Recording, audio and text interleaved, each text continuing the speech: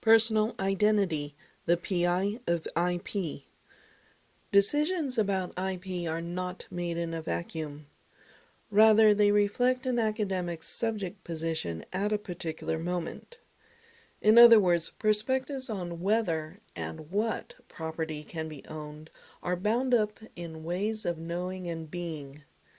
In this video, speakers articulate a wide range of perspectives on how their personal identities as academics and their IP decisions inform each other.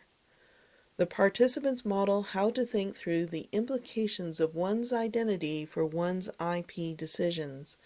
A full summary of the video is provided in the video summary section of the web text.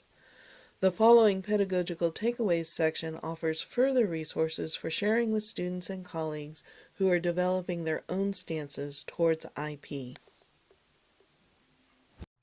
I was to, and when I do, teach first year writing, for example, I think about how citations do the work that they do and why it is that they do it, and we try to look at different value systems implicit in citations and why it is that those matter to the people who have created those citation standards, and how it is that those support institutions and how those institutions are related to their cultural and economic mindset. Mm-hmm. And so we layer it out at several layers at once through several specific kinds of citation activities. So, but with graduate students, I think I would take the more conceptual framing of that and start with decolonial understandings of intellectual property, and then really work through and try to produce different kinds of knowledge products that could potentially shape the ways in which property comes to be understood and composition and rhetoric.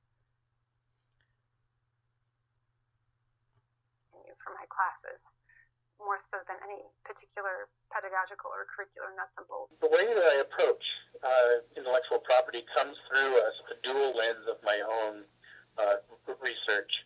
So on one hand, I'm interested in interrogating how dominant Western practices of knowledge making can contribute to the disauthorization of non-Western peoples, of non-Western cultures, non-Western rhetorical production, non-Western ways of knowing and being in the world. And then the second leg of that inquiry is really the reactivation or restitution or reclamation of indigenous and Latino, pre-Hispanic forms of knowing in rhetorical production. So with that dual lens, what I tend to do, and I'm thinking about this pedagogically because there's never a time when I'm not, that I come to think about intellectual property through this lens.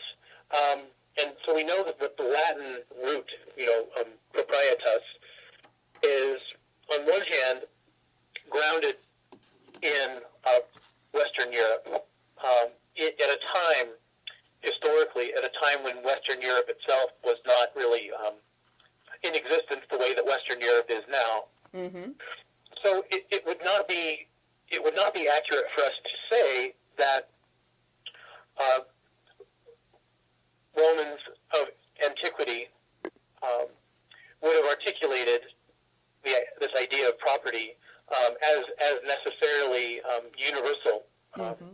In other words, as applying to all peoples across the planet. The false universalization of that might come a little bit later. Not even with Roman imperialism, but maybe even later. Like I'm thinking the Enlightenment. I tend to kind of go back to the Enlightenment and the dawn of modernity. So what I tend to do is I try to complicate that and how can I, with students, how can I make intellectual property as unfamiliar as possible? Our concept of intellectual property is very heavily invested in sort of the Western tradition of copyright and everything that entails, including kind of capitalist concerns.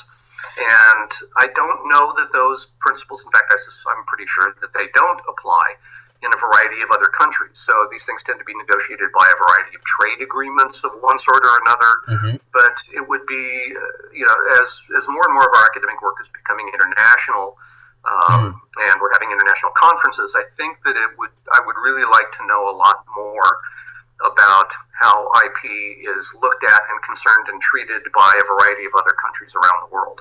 I find myself more and more in recent years having discussions in class when I work with a variety of collaborative designs in my classes. Sometimes it's small groups, sometimes it's pairs, sometimes it's whole class teams. Sometimes part of the students are here on our residential campus, and some of them are online and study abroad, for instance. I've not yet done cross-campus collaborations, although I'd really like to.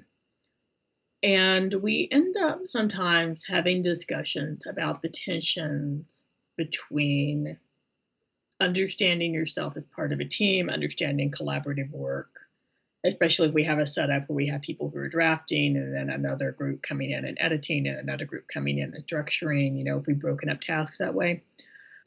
What does it mean to claim work if they understand the theoretical implications of it, but what does it mean then when it's time to put together your market portfolio?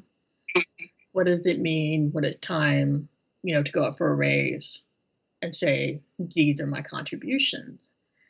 And I find myself having that discussion a lot with women students who are perhaps not as culturally conditioned to claim their work as theirs in some ways, if that makes sense. To say these are my contribution to a team. This is what I did.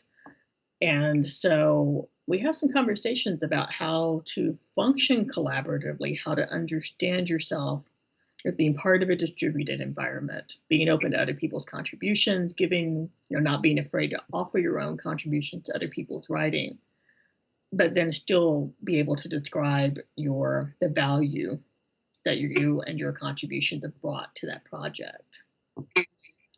And it's messy. There's not an easy answer. We have a lot of, talk about the fact that you should not be afraid to say what it is that you've done here, which seems to be news to them more often than I would like it to be. What the issue is more educating our students about the whole concept of intellectual property. What is, property rights and intellectual property, what those are, and we have a book. Actually, it was made by a prior dean and a prior honors director. Mm-hmm. But it's called I can't remember the name now, but it's being intellectually ethical, and Jesuit University has a lot of emphasis on ethics. Mm-hmm. Being intellectually ethical and doing the work that's required. I mean, a lot of it has to do with doing the work, and part of the work is making sure that you give credit, making sure that the work is a support rather than simply a cut and paste job. Making sure that it's not like a pastiche, rather. Mm-hmm. Making sure that